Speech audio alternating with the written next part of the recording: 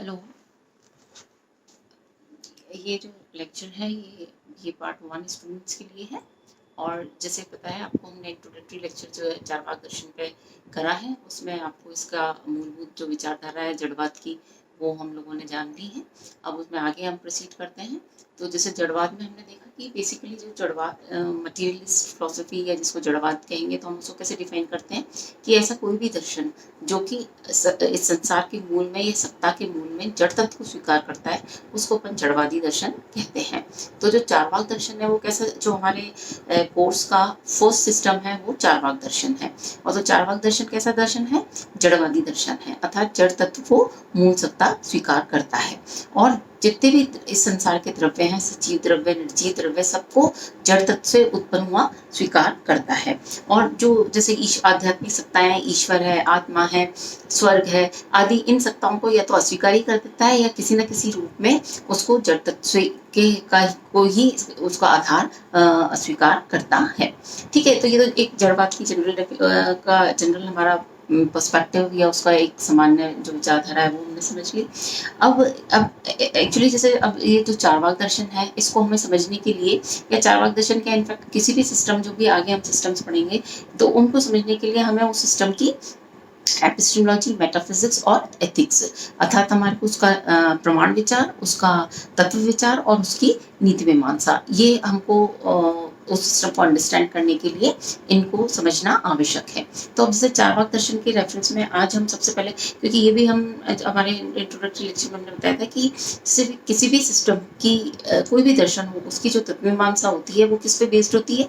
वो बेसिकली उसकी एपिस्टेमोलॉजी जो होती है या उसकी जो ज्ञान मीमांसा होती है उस पर बेस्ड होती है। तो अब यहाँ पे भी हम देखें कि हम यहाँ पे आज देखेंगे कि किस प्रकार से चारवाक जो है वो जो जड़वादी अपने दृष्टिकोण को किस प्रकार से अपनी ज्ञान मीमांसा के आधार पर स्थापित करता है। तो अब इसका प्रमाण विचार स्पेसिफिकली जो आपके क्वेश्चन आता है वो आता है कि भाई, या तो चारवाक दर्शन की आप प्रमाण मीमांसा की व्याख्या कीजिए, या उसकी तत्व मीमांसा की व्याख्या कीजिए, या उसका नीति दर्शन बताइए। तो जैसे प्रमाण विचार में हम कैसे क्या बताएंगे उसको कि भाई जो चारवाक, सबसे first of all it should be clear, ये सबको पता होना चाहिए कि भाई चारवाक कौन सा प्रमाण स्वीकार कर रहा है। तो ये भी हमने बताया है, और ये इतनी जानकारी अभी तक हो गई होगी आपको कि भारतीय दर्शन में अनेकों प्रमाण स्वीकार किए गए हैं, है ना। जितने भी सिस्टम है, कोई सिस्टम एक प्रमाण मान रहा है, कोई 2 मान रहा है, कोई 3 मान रहा है, कोई 4 मान रहा है, कोई 5 मान रहा है, कोई 6 मान रहा है ना। लेकिन जो अभी system which we are considering just now, जो हम चारवाक दर्शन कंसिडर कर रहे हैं, तो वो केवल मात्र एक प्रमाण स्वीकार करता है, अर्थात परसेप्शन को, उसको अंग्रेजी में परसेप्शन कहते हैं और हिंदी में उसको प्रत्यक्ष कहते हैं, है ना। और बाकी प्रमाणों का ये खंडन करता है। तो हम जब इसकी प्रमाण मीमांसा करेंगे, प्रमाण विचार करेंगे, तो बेसिकली हमको यही डिस्कस करना है कि ये अन्य प्रमाणों का खंडन कैसे करता है।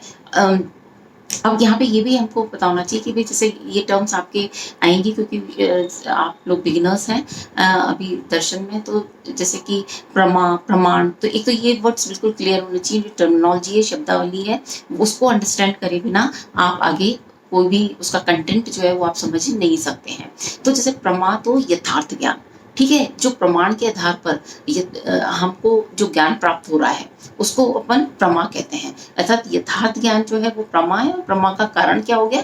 वो प्रमाण हो गया। तो चारवाक दर्शन में क्या हो गया? प्रमा का कारण वो प्रत्यक्ष हो जाता है। अब नेक्स्ट क्वेश्चन ये आता है कि भाई व्हाट इज प्रत्यक्ष या परसेप्शन होता क्या है? तो सिंपली जो हमारी knowledge which we gain through our 5 external senses, जो हम 5 बाह्य इंद्रियों द्वारा हमें जो ज्ञान प्राप्त होता है उसको अपन प्रत्यक्ष के अंतर्गत रखते हैं। तो चारवाक ये कहता है कि हमें केवल मात्र जो ज्ञान हमारे को इन 5 बाह्य इंद्रियों द्वारा प्राप्त हो रहा है वो हमारा ज्ञान वहीं तक सीमित है, अर्थात केवल मात्र प्रत्यक्ष ही एकमात्र प्रमाण है। ठीक है, अब हमको इसमें आगे जो हमको इसमें पॉइंट्स इंक्लूड करने हैं इनकी प्रमाण विचार में, वो ये है कि जैसे हमको ये बताना होगा कि जो चारवाक दर्शन है वो अनुमान को प्रमाण स्वीकार नहीं कर रहा और शब्द को भी प्रमाण स्वीकार नहीं कर रहा है, केवल मात्र प्रत्यक्ष को प्रमाण स्वीकार कर रहा है। अब तो ये डिस्कस करते हैं फर्स्ट ऑफ ऑल कि भाई अनुमान का वो किस प्रकार से खंडन कर रहे हैं, या अनुमान को वो प्रमाण क्यों नहीं स्वीकार कर रहे हैं। तो वो ये कहते हैं कि भाई जैसे जब हम अनुमान करते हैं, और इतना भी हमने आगे वाले डिस्कशंस में या आपकी जो आपने रीडिंग्स करी होंगी तो उनसे आपको पता पड़ गया होगा कि भाई जैसे प्रत्यक्ष है, अनुमान है, शब्द, ये सारे प्रमाण हैं।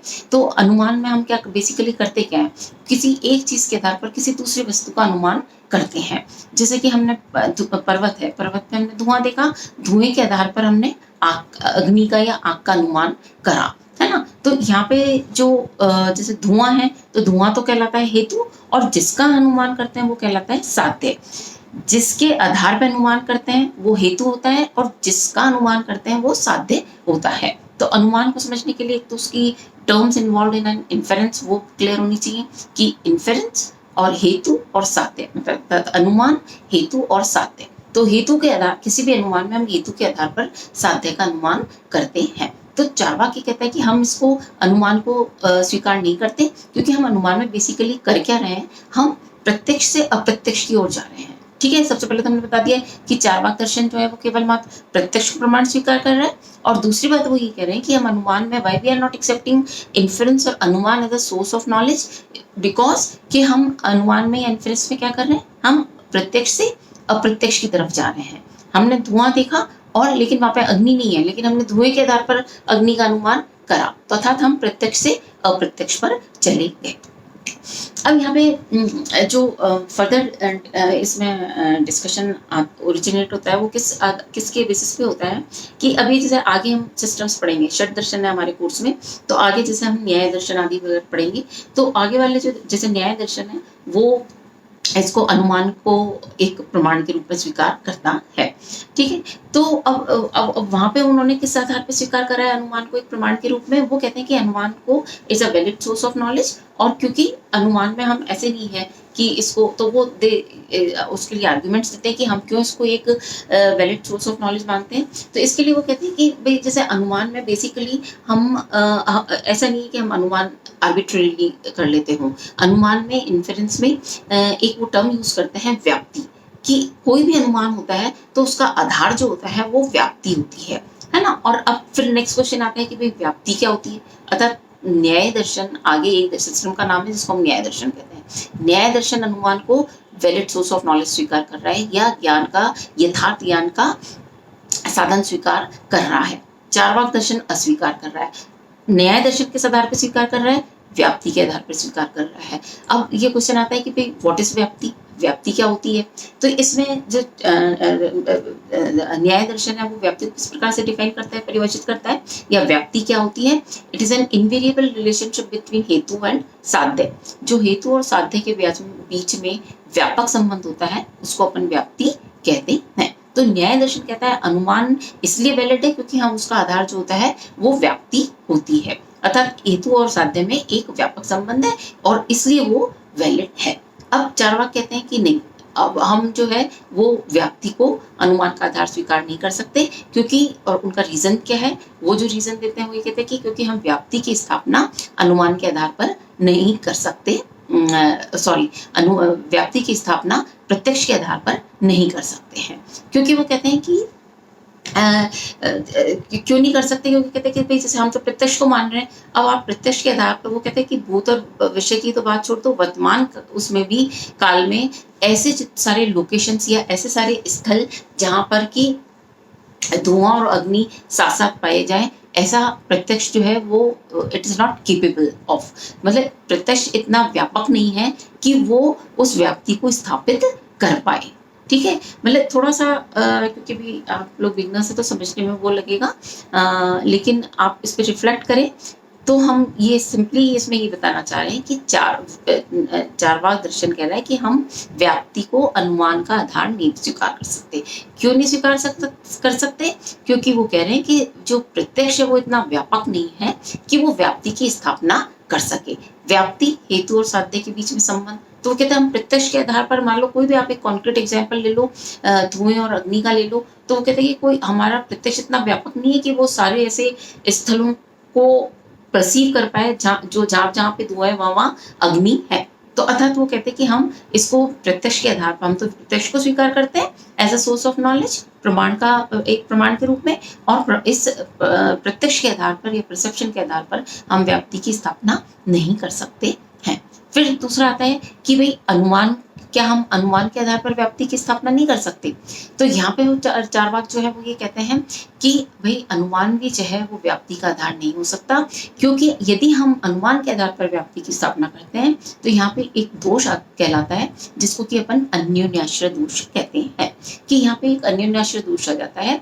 और वो दोष कैसा आता है कि भाई हम अनुमान को तो सिद्ध करने के लिए व्याप्ति लेके आए और अब हम व्याप्ति को सिद्ध करने के लिए कह रहे हैं कि हम अनुमान के आधार पर नहीं कर सकते। तो यहाँ पे एक डिपेंडेंसी हो जाती है, मतलब आप अनुमान को सिद्ध करने के लिए व्याप्ति लाए और व्याप्ति को सिद्ध करने के लिए अनुमान लेके आ रहे हैं। तो अर्थात ये अन्योन्याश्रय दोष आने के कारण जो अनुमान है उसके द्वारा भी हम व्याप्ति की स्थापना नहीं कर सकते हैं। और फिर वो तीसरा पॉइंट इसमें देते हैं कि शब्द के आधार पर भी हम अनुमान की स्थापना नहीं कर सकते। अब शब्द जैसे कि अभी तक हमने आप लोगों ने समझ लिया होगा कि शब्द को भी एक प्रमाण या सोर्स ऑफ नॉलेज स्वीकार करा गया है। तो शब्द बेसिकली है क्या, जो भी नॉलेज, जो भी हमें किसी विश्वास योग्य व्यक्ति के वचनों से जो ज्ञान प्राप्त होता है उसको हम शब्द प्रमाण के अंतर्गत स्वीकार करते हैं। तो वो चार्वाक लेकिन कहते हैं कि जो शब्द है वो उसके आधार पर भी हम व्याप्ति की स्थापना नहीं कर सकते। क्यों नहीं कर सकते? क्योंकि वो कहते हैं कि शब्द के द्वारा जो ज्ञान प्राप्त होता है वो भी बेसिकली अनुमान पे ही बेस्ड होता है, इसलिए हम शब्द को भी अनुमान का आधार स्वीकार नहीं कर सकते हैं। तो इसलिए इस तरह से वो कहते हैं कि अनुमान जो है वो प्रमाणिक नहीं है, it is not a valid source of knowledge, क्योंकि अनुमान का आधार व्याप्ति स्वीकार कर रहे हैं न्याय दर्शन, और हम व्याप्ति को स्थापित नहीं कर पा रहे, ना तो प्रत्यक्ष के द्वारा स्थापित कर पा रहे हैं, ना अनुमान के द्वारा स्थापित कर पा रहे हैं, ना शब्द के द्वारा स्थापित कर पा रहे हैं। फिर ये एक प्रश्न उठाया जाता है कि क्या हम कार्य कारण संबंध एक स्वीकार करा जाता है भारतीय दर्शन में कि प्रत्येक कार्य का कोई ना कोई कारण होता है। जैसे कि आप मटकी है, तो मटकी को हम किससे बनाते हैं? मिट्टी से बनाते हैं। तो मिट्टी जो हो गया वो कारण हो गया और मटका जो हो गया वो कार्य रूप पदार्थ हो गया। तो यहाँ पे ये प्रश्न उठाया जाता है कि क्या हम कार्य कारण संबंध के आधार पर इसको स्वीकार नहीं कर सकते व्याप्ति को? तो चार्वाक इसका ही उत्तर, इसका भी वो नकारात्मक उत्तर देते हैं और वो ये कहते हैं कि भाई दो वस्तुओं को हम बार बार देखकर और उनमें एक संबंध स्थापित कर देते हैं, है ना। दो कारण कार्य में यही होता है कि भाई दो वस्तुओं को आपने बार बार देखा और उनमें एक कारण होता है, एक कार्य होता है और उसमें हम एक संबंध स्थापित कर देते हैं या व्याप्ति स्थापित कर देते हैं। तो वो कहते हैं कि ऐसा संबंध स्थापित करने के लिए जान लेना आवश्यक है कि वो जो संबंध है वो उपाधि रहित है। ठीक है, अब उपाधि आदि का कॉन्सेप्ट जो है वो फर्स्ट रीडिंग में आप लोगों को हो सकता है थोड़ा सा वो लगे, लेकिन आप इसको you just go through it twice और थ्राइस तो आपको इसमें समझ में आ जाएगा। तो जैसे कि वो कहते हैं कि उस संबंध का उपाधि रहित होना आवश्यक है। अब उपाधि रहित कैसे? कि उपाधि रहित में अर्थात यानी कि व्याप्ति जो होगी तभी वो किसी अनुमान का आधार हो सकती है जबकि वो उपाधि रहित हो। तो अब उपाधि रहित से क्या मतलब है यहाँ पे कि जैसे कहते हैं कि कोई व्यक्ति है, वो देखिए पहले हमने कहा था कि धुएं के आधार पर तो अग्नि का अनुमान कर लिया, यहाँ पे कोई व्यक्ति है वो अग्नि के साथ में धुएं को देखता है और फिर वो जब अग्नि को देख के धुएं का अनुमान कर रहा है तो ये अनुमान जो है वो उपाधि पे बेस्ड होगा। क्यों होगा? क्योंकि अग्नि के साथ में धुआं तभी पाया जाता है जबकि ईंधन जो होता है वो आर्द्र होता है, मॉइस्ट फ्यूल, तभी जो होगा अग्नि के साथ में धुआं उठेगा, अदरवाइज धुआं नहीं होगा।